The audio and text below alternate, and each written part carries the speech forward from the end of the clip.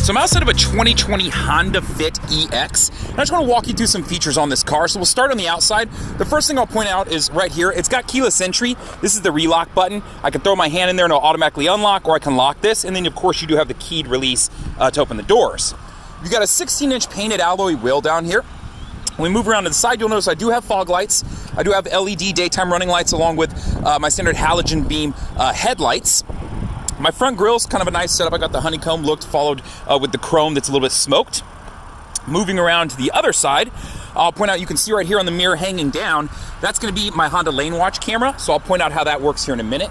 And up here you'll see that shape right there, that hexagon, or a trapezoid I should say. That's going to be related to Honda Sensing. So this car has Honda Sensing, giving you the ability to sensors on the front of the car to view if you're going to rear end somebody. It'll give you an audible alert. Along with, you've got a backup camera on the car, you've got the Honda Sensing camera on the car, the Honda Lanewatch camera on the car, and then you got road departure mitigation to help you if you're drifting off the side of the road, and lane keep assist to keep you centered in your lane. The EX model does come with a moonroof, so I'll point out that additionally too, since we're looking at the outside. You can see the car is tinted. This has come not from the manufacturer, so this has been done in-house at this particular dealership at Audi Honda here in Austin, Texas. Moving around to the back of the car, it does have a hatch with privacy glass that you can see, a little bit dirty, and you can see where your backup camera is right here. So I'm going to pop up in the back and show you a couple things. Car does come with floor mats. The only model that does not is the LX model, so if you're looking at that, keep in mind you will not get carpeted floor mats with an EX vehicle. Now I've done a couple things here and I'll show you. So let's walk around to the side here actually first. I set this up in basically a lounger style setup. I just wanted you to see it. So if you take the headrest off, which I've done right there, you can extend this out and you can actually connect it. So it'll go flush right there to where you can get one big seat. So if you were camping or you needed to sleep in your car because you were doing whatever out at a festival or your car broke down or camping and started raining, know that you can do this. This lounger mode is awesome. I wouldn't necessarily want to sleep in it every night, but if I needed to, this is a really awesome setup, and not all my cars can do this. So moving around to the back, I'm going to throw down one of my seats here, and we'll show you some more versatility to this. So throwing down the seats, you've got a good amount of space to work with. If you're ever considering a CRV, the CRV is about this much deeper when it comes to things, and you've got a little bit more width, so maybe 4 or 5 inches there. So it's not that dramatically different for a car that literally starts, I think, $6,000 cheaper. So just something to keep in mind. Back here, I've got my hookups in case I have a car seat that I need to set up or anything like that. Know that you do have one extra notch here, so I have it all the way back right now. You can go here. You can take one more back, so if your backseat friends or whoever need a little bit of extra comfort, know that they can get it. So when I got in the car, I pushed the seat all the way back. So I just want to show you this. If I take it all the way up, I've still got plenty of room. As a 6-footer, I can hop in and sit down, and you can see I've still got space. And this will give you a little bit better view of what I was talking about as far as that lounge mode. So it's just a really cool setup. So let me step back out and move around the side here. So as far as the car goes exterior-wise, and I should say, as far as the mechanics go, 1.5 liter engine. It's a CVT transmission. On this car, you've got 128 horsepower, which I'll kind of pause and just scroll down this stuff. You can see 4 disc brakes, 6 speakers, all the Honda Sensing features, tilted, steering wheel, a lot of what I call new car stuff, power locks, power windows, power mirrors, that sort of thing. Your retail price after your destination is right at $20,000. And then of course up here you can see 31 in the city and 36 on the highway. So some of the mechanic stuff, hopefully that you got that, and if not, you can always pause the video on anything that I touched. Sirius XM, and I'll show you some of the touchscreen and all that inside. And then your 5-star overall crash rating. The only thing that didn't get 5 stars was your rollover, which got 4. So let me shut this door and we'll hop inside the car and show you a couple things. All right, so I've got the car on and running. And I will point out that your seats are manual adjustments, so just something to keep in mind. It doesn't offer a powered seat from this level, so I just want you to be aware of that. But over here, you do have powered locks, powered windows, power window locks, and your mirror controls are powered also. So know that you have those features. Now down below here, I want to point out a couple features here. This is going to be part of my road departure mitigation system, so if I start to drive off the shoulder of the road, it'll give me an audible alert and it'll shake the wheel to be like, hey, wake up, pay attention. So you can tell that it's on with the LED. The one above it is always on and running unless I press and hold to turn that off. So if I do so, I gotta press and hold for a couple seconds and then it lets me know it's off, right? So I'm gonna turn it back on. So that's your forward collision system. And what that's gonna do is Audibly, it'll give you an alert if it's looking like you're going to rear end another car, and then if you continue on that path, it's actually going to start to apply the brakes for you. So this is collision mitigation braking. So it's part of Honda sensing. Both of these features are. So just something to keep in mind. These are things that the car offers. And how it does that is it uses a camera that's up in this box, and then right behind the Honda symbol on the front of the grille, there's radar there too. So that's how that works. It uses these two systems. Same systems that use for lane keep assist. So while we're talking about that, I'll show you where that is on the steering wheel. Your lane keep assist is right here. To use this, I always want to make sure my main button is on, and if I press my main button, you'll see ACC and LKS come on there in green. That stands for Adaptive Cruise Control and Lane Keep Assist. So Lane Keep Assist, when I press this button, you're gonna see some dotted lines appear there. Now when I'm driving down the road, I have to be going over 45 to use this feature, so just something to keep in mind. And if I have my windshield wipers on, it's not gonna work, so that's another thing to keep in mind. But when I'm going down the road, the camera will pick up and start to read the lines on the road, and those will fill in solid right there. When they do, it's actively reading, and if I start to drift a little bit to my left or right, it'll just pull me a little bit and keep me centered. It's not overpowering, it's not, jarring. If you needed to make a quick, exit out of a lane for an emergency reason, this isn't something that's gonna prevent that. It's just designed there so that you don't drift into another lane. So if you, were looking at your phone, you were distracted, you split your coffee, whatever it may be, it'll just prevent you from coming on over and bumping into the car next to you. So that's what this is designed for. So just something to keep in mind. And if you throw your blinker on, then it's not gonna matter anyway. It automatically turns this feature off knowing that you're getting over. Or I should say suspends the feature, not turns it off. So that is Lane Keep Assist. Since we're on the Honda sensing stuff, I'll show you Adaptive Cruise Control also. So that's gonna be related to this button right here. What that is if I'm going down the road, I set my cruise control and the guy in front of me starts to slow down, it'll use the camera and the radar down in the grill to detect that and slow my car down to keep spacing. So when I press this button, you'll see boxes appear. The more boxes, the more space it's gonna keep between me and that car in front of me. So that's how this function works. Now, if you just want classic cruise control, no big deal, you can get that. Just press and hold this button, and it'll flip over to just cruise mode. So now it's not adaptive cruise, it's just regular cruise. So then it would just be, set, cancel, resume, your standard features for this kind of setup, right? And if you want to flip back, press and hold, and now you're back to your cruise control settings that are adaptive. So that's how these function. So these are part of Honda sensing too, right? So just something to keep in mind when you're looking at this car, know that it comes with this. So it's just kind of a nice added feature for a car that starts at a 20,000, drive out. Related to pricing, occasionally I get asked about that. So I'll just be upfront with you right now. It's a Honda Fit. The markup in this car is like $500. There's not a lot, so you kind of have to look for additional savings elsewhere, whether it be through financing, if Honda's offering a separate, incentive, that sort of thing, or military or grad cash. There's not a ton of swing on the pricing of this car unless they have some more sort of incentives going. So just something to keep in mind, but it's also kind of nice for those customers who don't want to play with the haggle game and don't want to do that. It's a little bit more cut and dry, so it makes it a little bit easier on people. So just something to keep in mind. All right, so back to the car. I do love this cup holder. It's been here for years in this car, and a lot of people like it because it's right next to your air vent.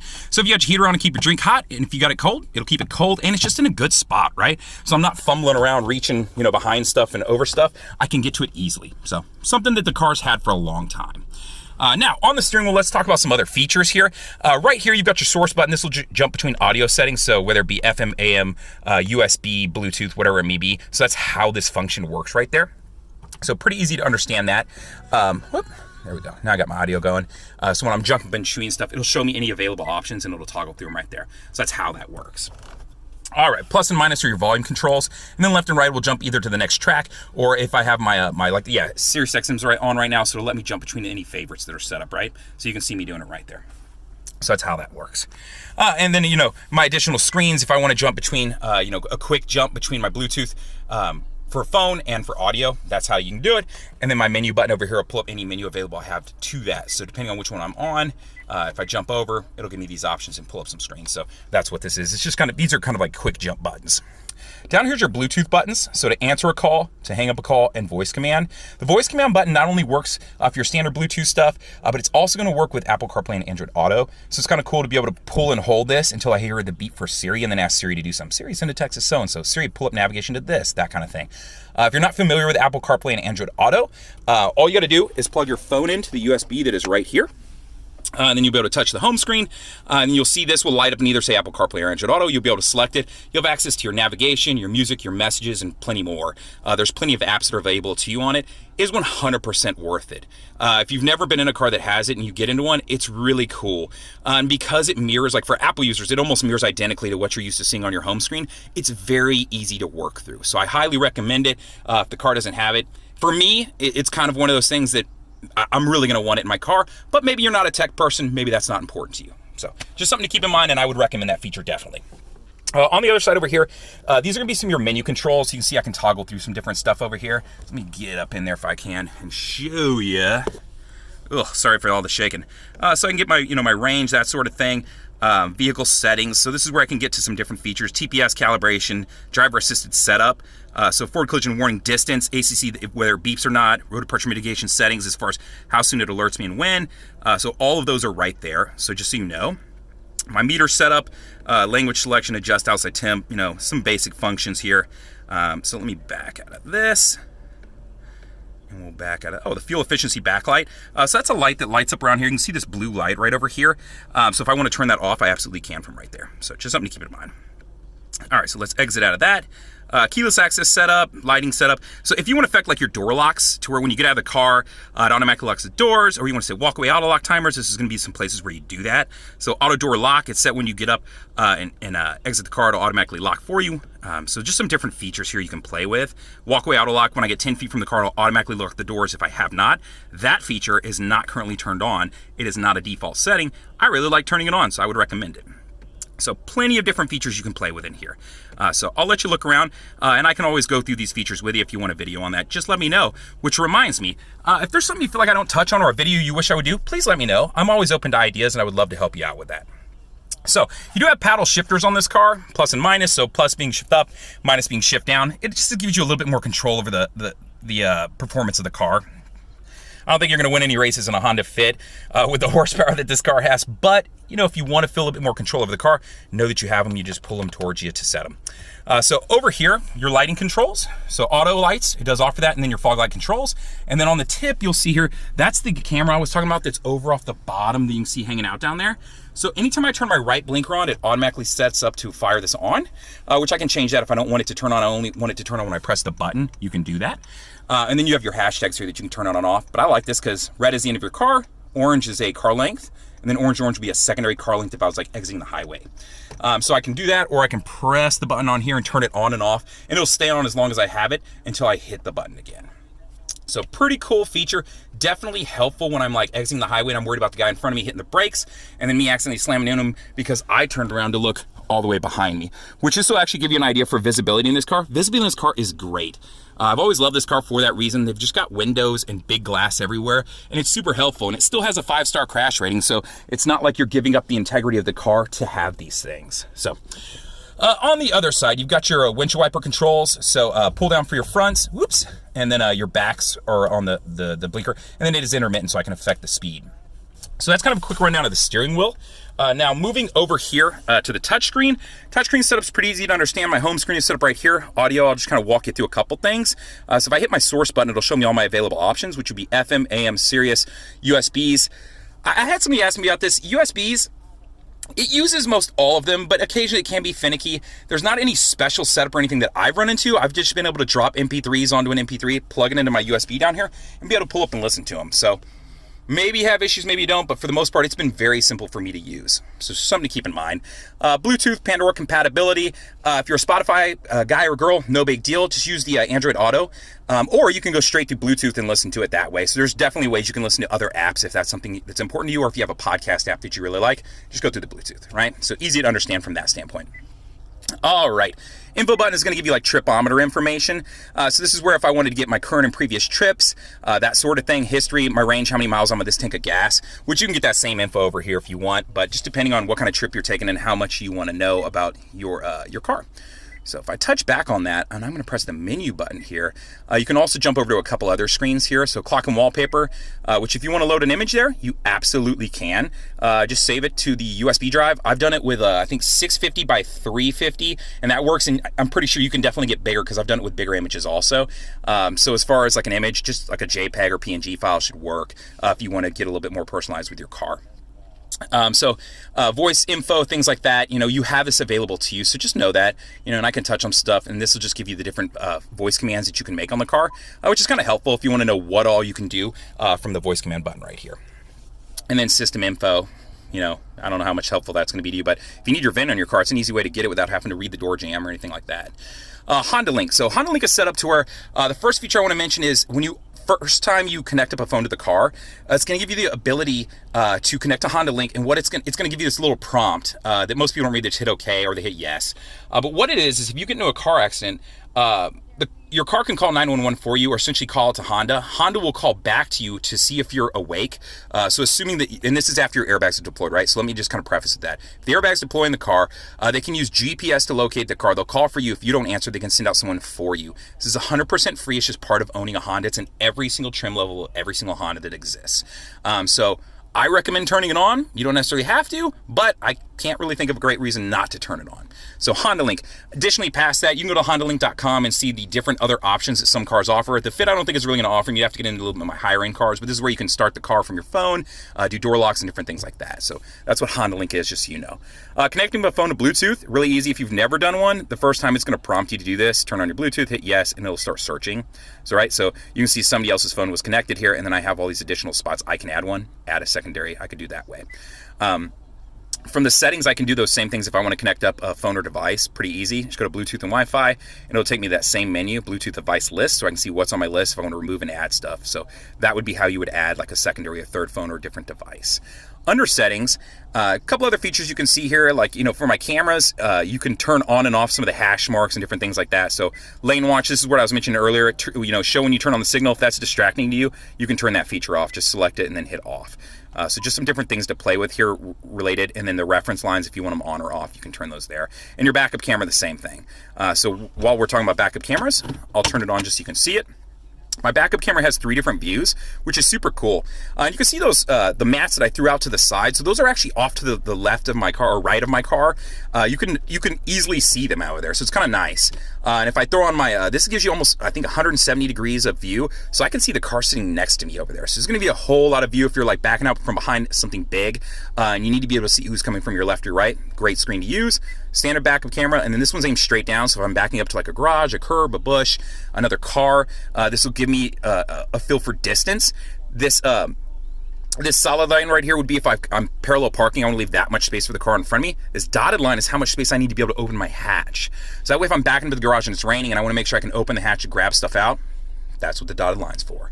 And it's on all 3 screens, just so you can see it, right? So that's my backup camera. All right, so we touched on some settings. We touched on Apple CarPlay and Android Auto. And over here, this is just like pull up a couple additional apps that you can use. App installer, don't get super excited. Honda's made it pretty much blacklisted to where you can't pull up stuff unless you want to crack the car like a phone, which you can do, and people do it out there. But I'm pretty sure that's going to start to play with your warranty. Just something to keep in mind. But maybe you're outside of warranty, now you want to try something? Absolutely do it. So just something to be aware of. You have some different things here, calculator, download, browser, stuff like that. If you're going to use the browser, obviously you're going to want to be near Wi-Fi, or you might want to set up your phone as a hotspot, which you can do to be able to access a browser in the car. So pretty cool. So that's kind of the rundown of the touchscreen in the car. Past that, your AC controls are right below it. Big knobs, they're nice and easy to grab. And, they got good grips on the side, so pretty easy to understand there. Car does have push button start. I don't know if I touched on it earlier, but you do. Your AC controls, whether you want your air to circulate or pull straight through. Your rear defrost right here. Got a power outlet down there. The USB I pointed out earlier. Your standard shifter. Don't think there's much to explain there. My emergency brake, right? So easy to understand. I do have a secondary USB and another power outlet inside of there too. So if I want to, charge something while I'm driving or whatever it may be, I can do that.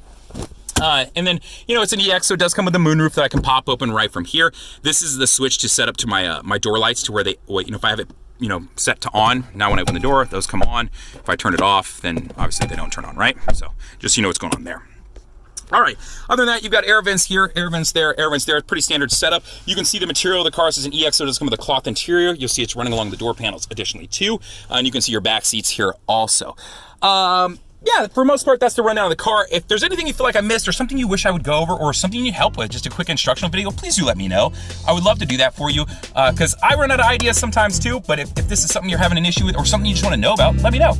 Feel free to comment on the YouTube video. It's the best way to reach me. If you absolutely have a question you need answered quicker, you can always call me on my cell. It's 737-443-9555.